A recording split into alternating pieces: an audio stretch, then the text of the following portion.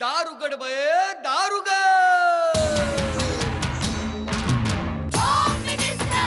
कोणाला बघ शाळेला उशीर होतो.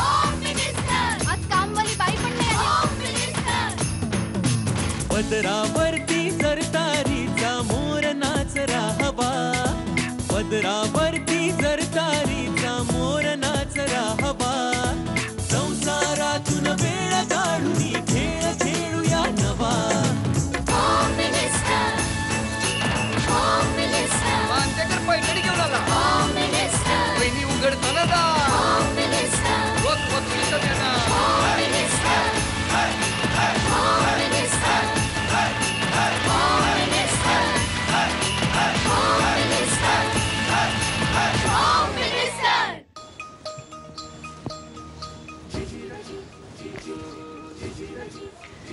नमस्कार.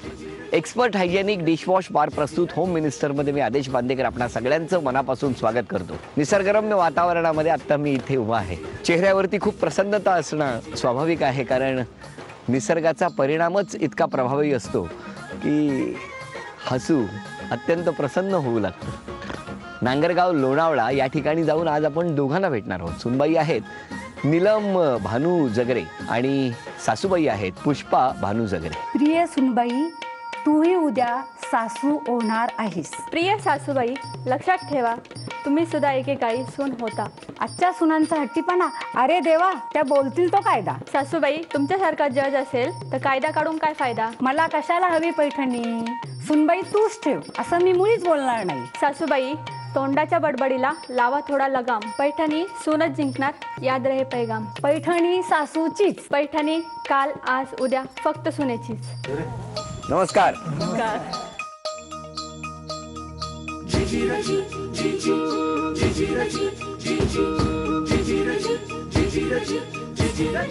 बरं घेतलं ना दोघांकडनं बा.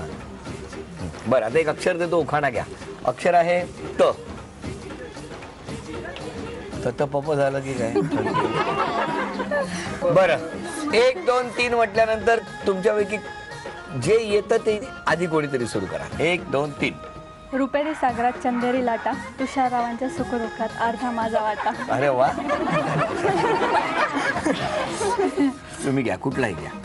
शंकराच्या पिंडीला वेल वाकून निवृत्तीरावांचं नाव घेतो, तुमचं मन राखून. बरं करता तुम्ही.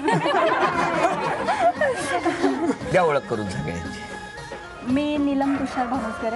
बर. हे माझे मिस्टर हां तुषार. नमस्कार. या माझ्या सासूबाई. नमस्कार. हे सासरे. नमस्कार. आई. नमस्कार. आणि सगळा मित्र परिवार. नमस्कार. आणि नमस्कार. नातेवाईक. नमस्कार. चला, आज लोणावळ्यामध्ये कर्फ्यू लागलेला आहे, कारण सगळे इकडे आलेले आहेत. सुरुवात करूया गप्पांना. नमस्कार. नमस्कार. सासूबाई बोला आता, तुम्ही सुनेबद्दल सांगा आम्हाला. कशी आहे सून? सून स्वभावाने चांगली आहे आणि घरामध्ये पण सगळ्यांना व्यवस्थित सांभाळून घेते. बरं, तुम्ही लहानपणी राहायला होता ते कुठे होता? कारल्या शेजारी गाव आहे आमचं, शिलाटणं तिथं. कारले? हो, कारला. एकविरा एकविराचे. अच्छा. आणखी काय मग, कसं काय लग्न कसं जमलं तुमचं? आमचं आहे नाही. पण ते कसं काय? कसं म्हणजे घरच्यांनी त्या काळामध्ये काय जास्त बघाबघी नव्हतीच. अच्छा, तुम्ही एकमेकांना लग्न जेव्हा ठरलं तेव्हा बघितलं नव्हतं? अगदी साध्या पद्धतीत. म्हणजे ठीक आहे, आलेला मुलगा आहे त्याच्याकडं असं, आताच्या मुली कशा प्रश्न विचारतात खूप. हो. किंवा काय हो, खूप प्रश्न विचारतात आत्ताच्या मुली? खूप असं नाही, थोडंफार असतं त्यांच्या काय. मग मला सांगा, तुम्ही त्यांच्या स्वभावात काय बदल झाला का हो लग्नानंतर? हो झाला. काय झालं? म्हणजे ते खूपच शांत होते. आधी तुम्ही शांत होता? आईंनी बदलवला स्वभाव. आईंचा बडबड स्वभाव आहे ना. आणि सून आल्यापासून मुलगा शांत झाला का? असं काय नाही ना? नाही, असं नाही. बरं, तुमचं कुठे लग्न जमलं? मी इंदोरीत राहते. इंदोरी? हां. हां. मग हे पाहायला आले, बघायला आले. आणि मग लगेच ठरलं? हां, यांनी निरोप दिला संध्याकाळी आणि मग लग्न जमलं. हो. बरं, आता मी प्रश्न विचारतो या दोन्ही गटांना. पहिला प्रश्न सून गटाला. सुनबाई, मला सांगा, सासूबाईंची घोषणा कोणती? मीच होणार लोणावळ्याची टिंबटिंब नगरसेविका. हो, एकदा तरी होणार. एकदा तरी होणार. शुभेच्छा आहेत तुम्हाला. पुढचा प्रश्न तुमच्यासाठी. सासूबाईंना न जमलेला कोणता बदल तो जमला नाही आणि आता तो तुम्ही त्याच्यात करावा असं सासूबाईंना वाटतं? कदाचित त्यांचं तब्येत वजन. चुकलं. रागीट स्वभाव रागीट स्वभाव तो शांत करावा. तुमचा स्वभाव रागीट आहे का? वाटतं का बघा? नाही, खूप रागीट होतो. ते बरोबर आहे. हा, स्वभाव रागीट आहे. बरं सासूबाई, तुमच्यासाठी पुढचा प्रश्न. स्वतःच्या शिक्षणाबाबत तुमच्या सूनबाईंना कोणती खंत आहे? तिला पुढं म्हणजे शिकण्याची इच्छा आहे, पण आम्ही नाही म्हणतो. नाही, तशी नाहीये त्यांची खंत. त्यांची जी इच्छा आहे ती अशी आहे की योग्य वेळी योग्य दिशा न मिळाल्यामुळे मनासारखं शिक्षण करता आलं नाही. पुढचा प्रश्न सासूबाईंसाठीच. समाजसेवा करताना कोणती सेवा विसरू नये असं सूनबाईंना वाटतं? घरच्यांसाठी पण काहीतरी करावं. चला, हा गुण मिळाला. वा. आता सासरेबुवा, तुमच्यासाठी प्रश्न आहे. पत्नीच्या कोणत्या खरेदीची तुमच्या खिशाना कायमची सवय आहे? साडी. साडीची खरेदी. बरोबर. आणि आता मुलासाठी प्रश्न आहे. तुमचा कोणता स्वभाव तुम्ही कायम जपावा असं तुमच्या पत्नीला वाटतं? मी तिच्या फ्रँकली बोलतो, पूर्ण म्हणजे सगळ्या गोष्टी शेअर करतो. शेअर करतो. बरं, ते असंच जपावं. हां. फक्त त्याचबरोबर राग कमी करावा. हां? नमस्कार सगळ्यांना. इथे पण नमस्कार. बरं, आजचा चर्चेचा विषय आहे परंपरागत चालत आलेला ड्रेस कोड सुनांना कंपल्सरी असावा का? हो. म्हणजे साडी नेसणे. हो, असावं. माझा प्रश्न पण पूर्ण व्हायला नाही. असावं, साडी असावीच. असावी आणि तीच परिधान करावी रोज सुनांनी, अशी तुमची इच्छा आहे? हो. तुमचं म्हणणं आहे? म्हणणं नाही, मी घरात ते आजमावते पण, म्हणजे सुनेला ड्रेस घालायची परवानगी नाही. काय दरार आहे का हो? ड्रेस जे आता आलेत ते फॅशन म्हणून ड्रेस वापरतात, पण पूर्वी ह्या साड्याच होत्या. म्हणजे तुमचं म्हणणं आहे म्हणून साडीच सुनांनी- हवी. प्रश्न काय माहितीये ना माझा? हो, माहिती. परंपरागत साडीच हट्टच आहे ते. राहणारच. नाही, काळ बदललाय, त्याच्यानुसार बदलायला हवा ना. अच्छा, असं तुमचं म्हणणं आहे. मोठा. पण आवाज कमी आहे तुमचा. सासूबाईंचा आवाज मोठा आहे ना. सासूबाईंचा आवाज मोठा आहे म्हणून. तुमचं काय म्हणणं आहे सासू? नाही, काळानुसार बदलाय पाहिजे. म्हणजे जसं काळानुसार बदलाय पाहिजे. जोरदार आवाज आलेला आहे. बोला आता सुनबाई. बरोबर आहे. काय बदललं पाहिजे? हां. कारण का, म्हणजे का बदललं पाहिजे सांगा. नाही, आईंचं असं म्हणणं की आज फॅशन म्हणून घालतात ड्रेस. फॅशन असं नाही, पण कम्फर्टेबल राहण्यासाठी. पण पूर्वीच्या बायका तर साडीमध्ये डोंगरावरती जायच्या फाट्याला वगैरे, शेण भरायच्या. मग त्यांना कुठं असं वाटत होतं आपण साडी नाही ड्रेस घालावं म्हणून? पण एक आहे की आताच्या बायका जीन्स किंवा अशा कपड्यांमध्ये जास्त कम्फर्टेबली वावरू शकतात. मी जीन्स तर म्हणत नाहीये ना. मग हा ठीक आहे. तुमचं काय म्हणणं आहे? नाही, पण पंजाबी ड्रेस वगैरे. पंजाबी ड्रेस. मग चालेल ना, काय प्रॉब्लेम नाही बाबा माझ्या. बरं, तुमची मुलगी लग्न होईपर्यंत ड्रेस घालते, तिला तो अधिकार आहे. हो. आणि लग्नानंतरही घालते, मग ते कसं? लग्नानंतर तिच्या सासरच्यांना आवडत होतं, मला नव्हतं आवडत. हे बरं आहे. मुलीला एक नियम आणि सुनेला वेगळा नियम. नाही, मुलीला पण सारखाच नाही. मुलीला इथं असताना मी कधीच जीन्स घालून दिली नाही. माझी मुलगी स्वतः उद्या इंजिनियर तुम्ही नगरसेविका म्हणून उभ्या राहिलात हो. आणि निशा म्हणून पंजाबी ड्रेस मिळाला तर नाही, मी नाही निशाणी घेणार. मी नाही निशाणी घेणार, कारण मला ते स्वतःच आवडत नाही, तर मी निशाणी घेणारच नाही. बर, म्हणजे काय यार, तुम्ही नगरसेवक होताय लवकरच होताय. तुमचं काय म्हणणं आहे? माझ्या मते आहे ना, ठीक आहे, घरगुती म्हणजे साडीच घालली चांगली असते, कारण की जुन्या काळापासून तेच घालत आलेले. ते ठीक आहे, पण मग आता जर जुने काळ बदलत नव्हते तर आता ह्यात तरी का बदलावं? म्हणजे ती आपली परंपरा आहे ना. तुम्ही इंजिनिअरिंगला आहात ना, डिप्लोमा कॉलेजला. हो, पण परंपरा ही घराण्याची जपलीच पाहिजे ना. आमच्या घराण्यात हे चालतच नाहीये. बरं, मला सांगा, मुलगा तुमचा धोतर नेसून का नाही बसला? त्याला परंपरागत आहे, लक्षात ठेवा. नाही, तो पहिल्यापासून पॅन्टच घालतो ना. पहिल्यापासून पॅन्ट घालतो, याला काय अर्थ आहे? धोतर आता म्हणजे घालत हे चुकीचं आहे. घालत होती की नाही ड्रेस? पहिल्यापासून मी ड्रेस घालायची ना. मग ह्या पहिल्यापासून ड्रेस घालायचा. सासरी नाही, सासरे सासरे, माहेर आहे माहेर आहे. सासरे बुवा पण बघा धोत्रात नाहीये. तुम्ही 9वारीच्या 5वारीवर का आलात? पण 5 वारीस तो कंपल्सरी सगळेच घालतात आता. याला काय नाही, ते बघा तिकडे बसले. ड्रेस हे सगळेच घालतात मोस्टली. मग ड्रेसही सगळेच घालतात. कुठूनही स्त्रीला छान दिसतील असे कपडे स्त्रीने घालावेत, जेणेकरून तिचं सौंदर्य जास्त खुलून येतं असं म्हणतात. पण आता यांची मतं ऐकूया आपण. तुमचं काय म्हणणं आहे? परंपरेनुसार वापरायला पाहिजे साडी, पण आता मुलींना पटत नाही ते. म्हणजे बदल करायला पाहिजे. बदल त्यांच्या म्हणण्यानुसार करायला पाहिजे, पण घरातल्या सासू सासऱ्यांना आवडलं तर हा, ते ठीक त्यांच्या आहे मनाविरुद्ध नाही. ते ठीक आहे पण करायला हरकत नाही. आजी तुमचं काय म्हणणं आहे बोला. आता काय आपण जर म्हणलं 6 वारी सोडून 9 वारी नेसायचे ऐकणार आहे का आपल्या? आपण कायला करायचं? बरोबर आहे चाललंय तेच करत. बरोबर आहे. म्हणजे मग ड्रेस घालायला तरुण मुलींनी हरकत नाही ना? हरकत नाही. चला परमिशन सुप्रीम कोर्टाची ऑर्डर आहे.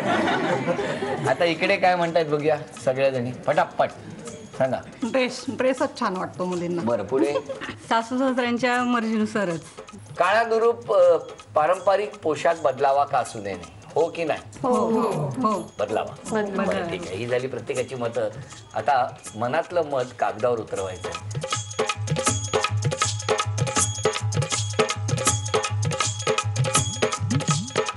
सगळ्यांची मतं यामध्ये आलेली आहेत आणि आता यांना मी काही प्रश्न विचारतो. पहिला प्रश्न, नांगरगावची नगरसेविका म्हणून या दोघींना जर उभं केलं, समजा एकीकडे सासूबाई उभ्या राहिल्या आणि दुसरीकडे सूनबाई, तर आत्ता तुम्ही या घरातली जी मंडळी आहेत ती कोणाच्या बाजूनी मत देतील, कौल देतील, कोणाला निवडून देतील? 3 4 फक्त सासरे बुवा सुनेला निवडून देणार आहेत कारण ते म्हणतात इतकी वर्ष राज्य सासूचंच आहे. 27 ऑगस्ट पासून झी मराठी तुमच्या मनोरंजनासाठी घेऊन येत आहे 2 नवीन मालिका.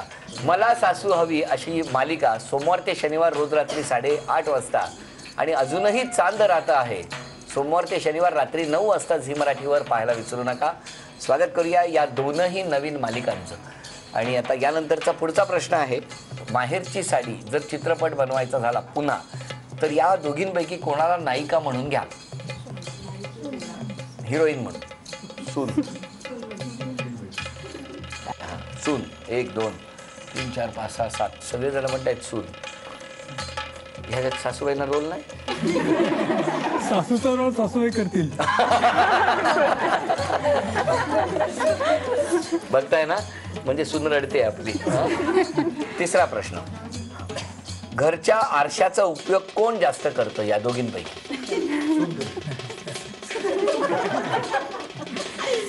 चला, मुलांना या दोघींनी जर शाळा काढली तर मुलांना कुणाच्या शाळेत पाठवाल?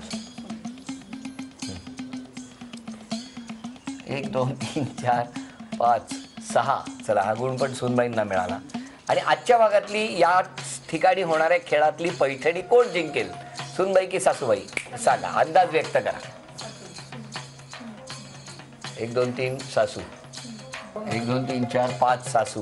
तुमचं काय म्हणणं आहे? दोन्हीकडे दाखवलं तरी मला मार्ग आला. आता सांगा. सूनबाई, म्हणजे हा गुण सुद्धा सूनबाईंच्या बाजूनी गेलेला आहे. कळलं सासूबाई कशी घरातली मंडळी असतात? मुलगा बघा बघा, मुलगा स्वतःचा बघा आता काय करतोय बघा. लगेच गेला बायको. तिकडे बघा पण त्यांनी आपलं सुनच धरून ठेवलं. त्याने सुनेच्या पाठी त्यांनी ठरवलेलं आहे की काळजी करू नकोस बाई, तू माप ओलांडून या घरात आलेली आहेस, या घरची मुलगी आहेस आणि त्यामुळे कायम तुझ्या कोणत्याही गोष्टीत सगळ्यात आधी तुझी बाजू जर कोण घेईल तर एक बाप म्हणून सासरेबुवा घेतील. असा जणू काही एक वेगळा आत्मविश्वासच सासरेबुवा देत आहेत. अभिनंदन. तुमच्या हसण्यातच खरं तर ते पावित्र्य, ती गंमत दडलेली आहे. याचा अर्थ सुनबाई तुम्ही काळजी करू नका, तुम्हाला जर टच झालं ना तर सगळ्यात आधी सासूबाईंच्या डोळ्यात पाणी येणार आहे, हे लक्षात ठेवा. आणि येत्या वाढदिवसाला बघा तुम्हाला हळूच ड्रेस आणून देतात की नाही. प्रथमच छोट्या पडद्यावर झी मराठी घेऊन येत आहे काकस्पर्श, एक विलक्षण प्रेम कहाणी. पाहायला विसरू नका 26 ऑगस्ट संध्याकाळी 7 वाजता झी मराठीवर. बिंबार प्रस्तुत काकस्पर्श 26 ऑगस्ट रविवार संध्याकाळी 7 वाजता झी मराठीवर. आणि आता बघूया कोणाचे गुण किती आहेत.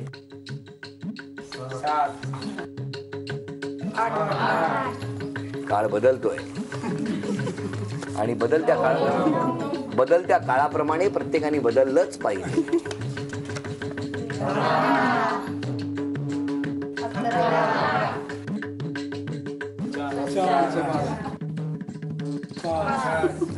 आताच कळणार आहे नगरसेविका बाई काय.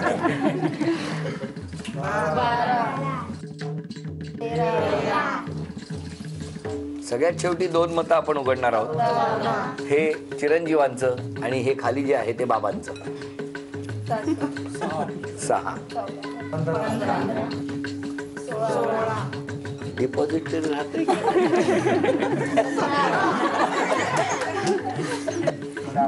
सात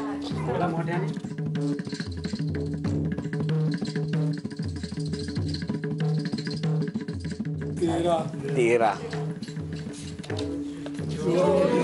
आता 2 मत आहेत ती बघूया कोणाच्या बाजूनी. आधी बाबांचं मत.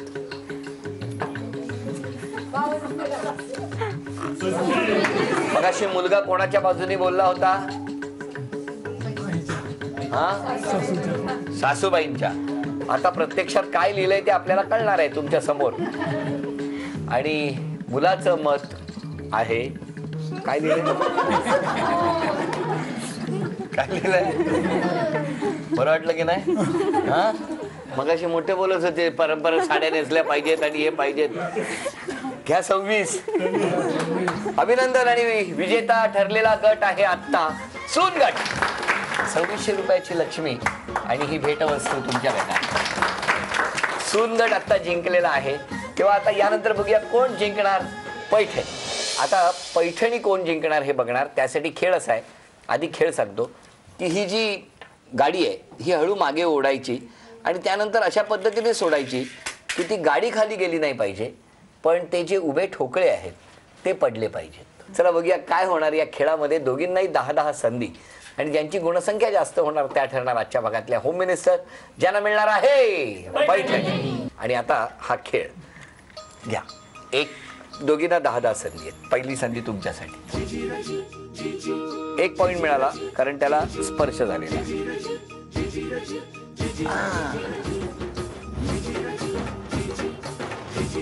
चला 1-0.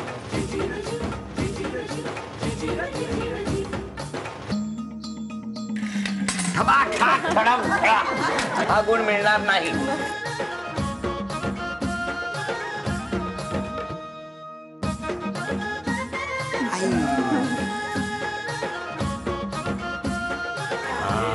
एक. हा पॉइंट नाही. 5-5 झालेले आहेत. 6.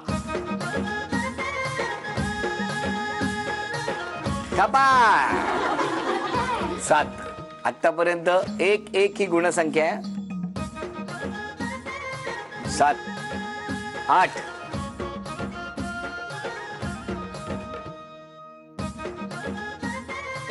9.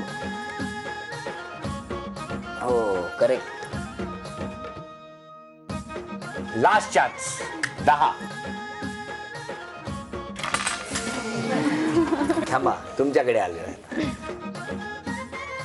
आणखीन एक चान्स कारण 1-1 ही गुणसंख्या आहे म्हणून. 11. थांबा 2 झालेली आहे गुणसंख्या. लास्ट चान्स बरोबरी तरी करा. आणि निकाल आपल्या समोर आहे. या खेळामध्ये खूप छान साथ दिली ती चिरंजीवांनी. झी मराठीकडून ही भेटवस्तू आपल्याला. बाबा झी मराठीकडून ही भेटवस्तू तुम्हाला. आणि उपविजेत्या ठरल्या सासूबाई. सासूबाईंना झी मराठीकडून हे चांदीचं नाणं. आणि आजच्या भागातल्या होम मिनिस्टर ठरल्या सूनबाई. सूनबाईंना तथास्तू पुणे यांच्याकडून ही पैठणी. अभिनंदन. आजचा भाग इथे संपवूया आणि पुन्हा भेटूया अशीच एक पैठणी घेऊन एक्सपर्ट हायजेनिक डिशवॉश बार प्रस्तुत होम मिनिस्टरच्या पुढच्या भागात. नमस्कार.